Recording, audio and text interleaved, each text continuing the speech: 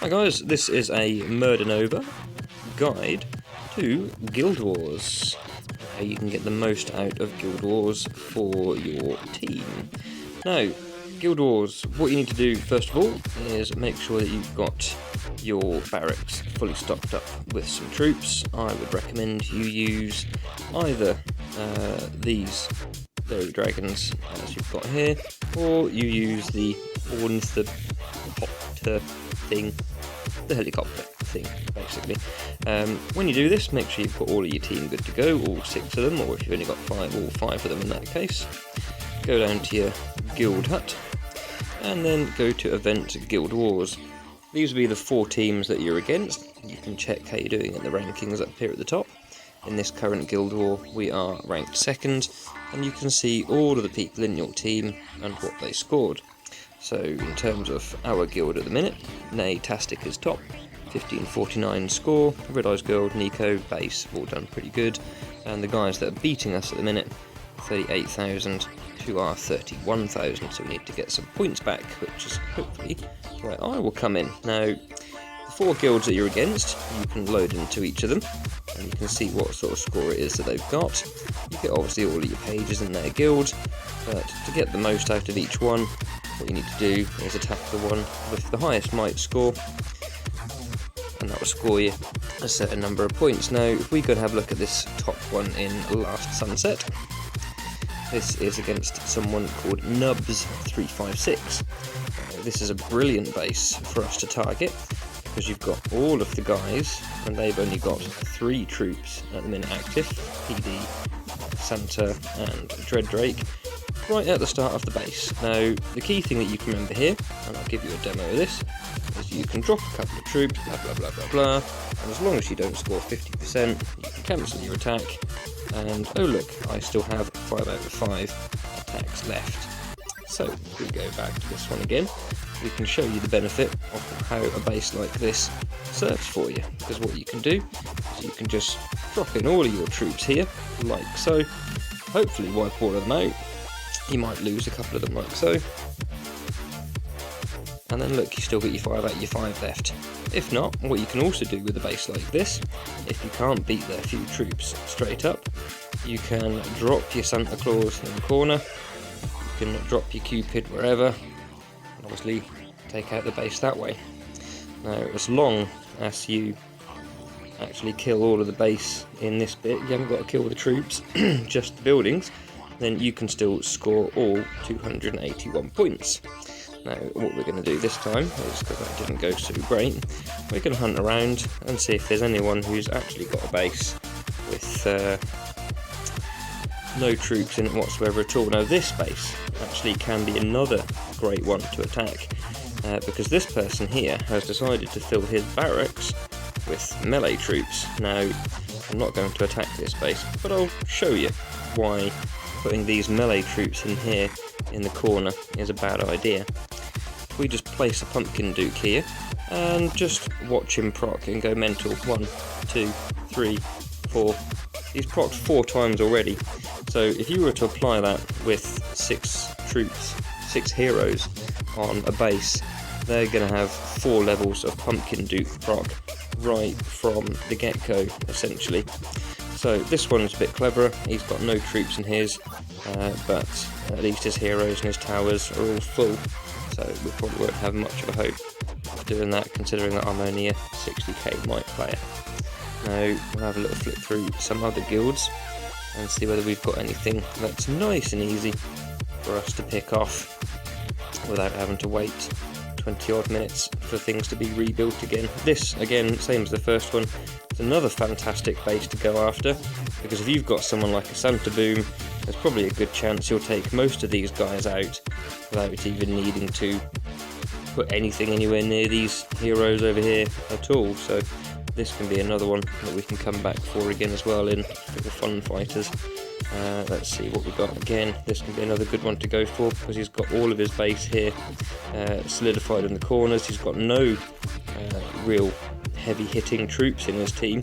The beauty of Guild War is that if it doesn't go well, you can just cancel your attack and go with someone else. I mean, look, I still got a 5 out of 5, and technically I've attacked 2 or 3 times while just fanning around here, looking for someone who's, you know, that I can wipe out with all 3 stars and get maximum out of it. Now this is really one here that, if you find, is an absolute godsend, because he's got nothing in his base whatsoever, just 1 Pumpkin Duke that's not even evolved, and you'll be able to just send in everything you want to pick him off. And if we just draw him out, there we go, and launch all of our guys in, the heroes now will pretty much wipe this whole base on their own. I probably won't even lose any of them, and I can just crack straight on with my next attack. There we go, boom, 3 of them lost, and a nice 273 easy points for your team. Right, so continuation then of our guild war then. This is how we're progressing through this war at the moment. We're on 34,000 total points, currently ranked in 2nd. We've got 1 for fun fighters who are beating us. We do normally do pretty well in guild wars. A lot of us have still got our attacks left though, so we need to get some of mine through. Now again, you want to try and find the highest might possible. So this is the highest might one that's in Osloma, or whatever this guild was, which is great because they've got only arrow towers. They are strong arrow towers though, but you'll notice that they've only got purple heroes in them, which means they've just increased their damage, which will be a couple of thousand and not much really for us to worry about. His heroes here, again, aren't evolved, they aren't very strong, so what we need to do here is position our attack so we can take out what we think is the biggest threat as soon as possible, which in my opinion is probably that Vlad. So we're going to get my guys out here in the corner, build up a couple of procs, and there we go, we're away. That Vlad could not have timed itself any better at. So another 278 points for our guild, building us up quite nicely now. We've got a total of 551 points, and if we can repeat that a few more times, it should put us somewhere up near the top ranks of our guild, which at the minute is Natastic at 1549. What a monster of a score that is. Quite a few of them actually doing really well this war.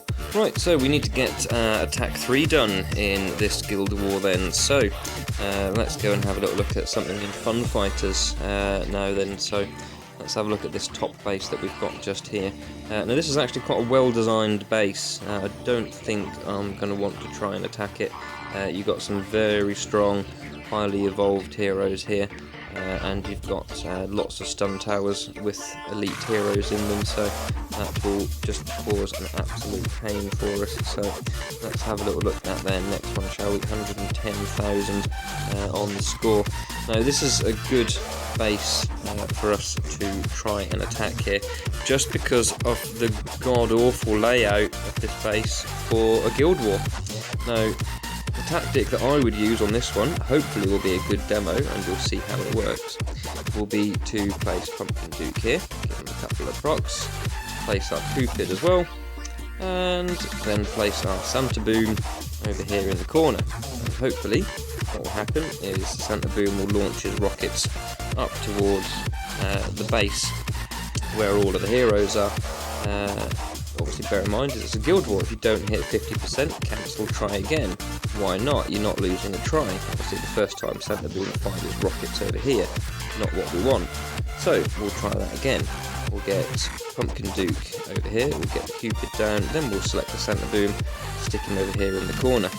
So Cupid will proc, so will Cupid, so will Pumpkin Duke, right before Santa Boom fires off his bazooka.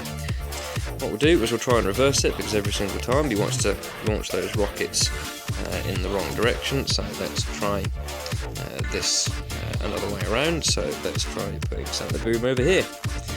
Let's see whether he wants to launch those rockets directly behind him. There we go. Lovely jubbly. So hopefully a few rinses and repeats on that, and we'll be good to go. The town hall has been taken out at the far end. We're committed now, so we'll have to hope this goes to our advantage. There goes a few more rockets over here. We've got one building left, and a few more things for Santa Boom to proc on, and look at that. That has worked very well for us. And we didn't even need to engage their elite heroes. We've wiped their base with 3 heroes.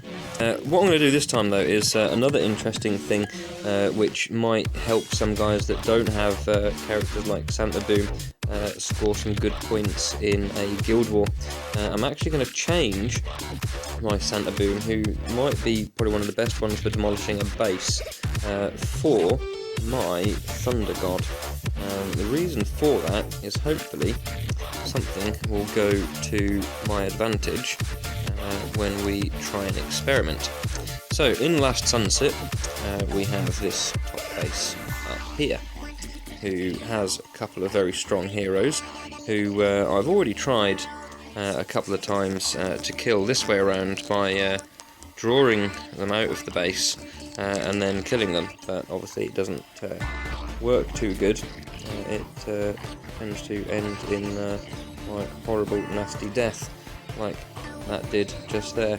I'm guessing more than likely because that Santa Boom's self-destruct. As soon as it dies, I seem to explode, and that is the end of me.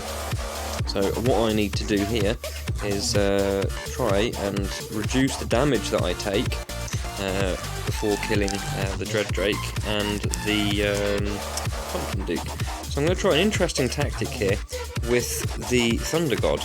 I'm going to pop him up in the corner and hope and pray that what he does for me is stun their guys like he has done, and then in the hope that my characters can get in there, waste their 5 and carry on and stay alive, which what has happened here is they are down, they are weak, but nonetheless they are still alive, and there's nothing else in the rest of this base in which to kill them. So the downside is I'll have to wait 20 minutes for my next attack, but I'm not bothered because I've scored maximum 3 stars in this particular attack, so I've scored as much points as possible for my guild.